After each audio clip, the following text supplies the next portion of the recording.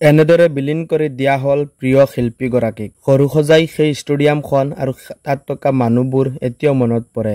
এজন শিল্পীৰ অনুৰাগী হয়তো আপুনি কল্পনাও কৰিব নোৱাৰিব। জীৱনত এবাৰ আশা আছিল লগ পোৱাৰ, কিন্তু এবাৰো লগ কৰিব নোৱাৰিলো। অৱশেষত বিলীন কৰি দিয়াৰ সেই সময়ত জুবিনদাৰ অন্তিমখন যাত্ৰাত অৱশেষত উপস্থিত হলো। মনত বহুত দুখ, বহুত মানুহে কান্দি আছে। এজন প্ৰিয় শিল্পী, আপোন মানুহক হেৰুওৱা, নিজৰ ঘৰৰ সদস্য নিচিনাই এজন মানুহ হেৰুৱাৰ দৰে প্ৰতিজন মানুহে ওলাই আহিছে জুবিনদাৰ অন্তিম যাত্ৰাত অংশগ্ৰহণ কৰিবলৈ। বৰ দুখ লাগিছে যে অসমে এনেকুৱা এজন সম্পদ হেৰাইছে, এনেকুৱা এজন মানুহ হেৰাইছে, হয়তো দ্বিতীয় এজন মানুহ হ'ব নোৱাৰে। বৰ দুখ লাগিছে।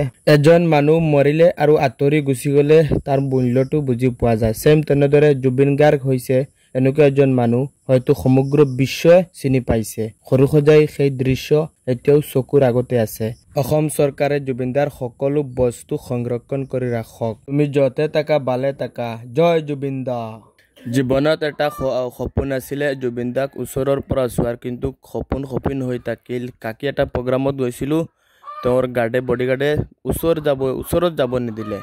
অৱশেষত তেওঁ বিলীন হোৱাৰ পিছত চিতাৰ কাষতে থিয় হৈ জুবিনদাক অলপ দেখা পালো। মনত বহুতো দুখ। অসমবাসী ৰাইজে হয়তো এই দিনটো কেতিয়াও পাহৰিব নোৱাৰিব। সেইটো কাৰণে ময়ো ভাবিছো মিছ কৰা হ'ব, তাৰ কাৰণে মই তাতে গৈছো আৰু অলপ দুখ আবেগ লৈ সকলো মানুহে চকু পানী। বৰ দুখ লাগে। সোণাপুৰত সেই স্থানতে জুবিনদাৰ অন্তিম বিদায় দিয়া হৈছে। এয়া অসমবাসী লগতে প্ৰতিজন ব্যক্তি, বিশ্বৰ প্ৰতিজন ব্যক্তি দুখিত।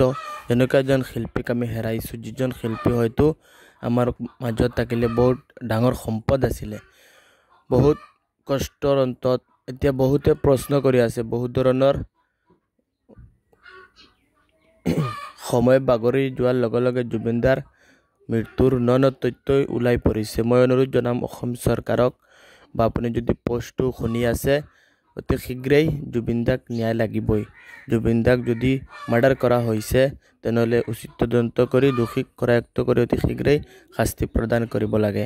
কিয়নো অসমৰ প্ৰতিজন মানুহৰ আবেগ, অসমৰ প্ৰতিজন মানুহৰ মৰম হয়তো এনেকুৱা মই দেখা নাই। মোৰ জীৱনত প্ৰথমবাৰ এনেকুৱা মানুহ দেখিছো। সৰু সজাইৰ সেই দৃশ্য চকুত পৰিছে। এনেকুৱা ভবাই নাছিলো যে ইমান মানুহ হ'ব।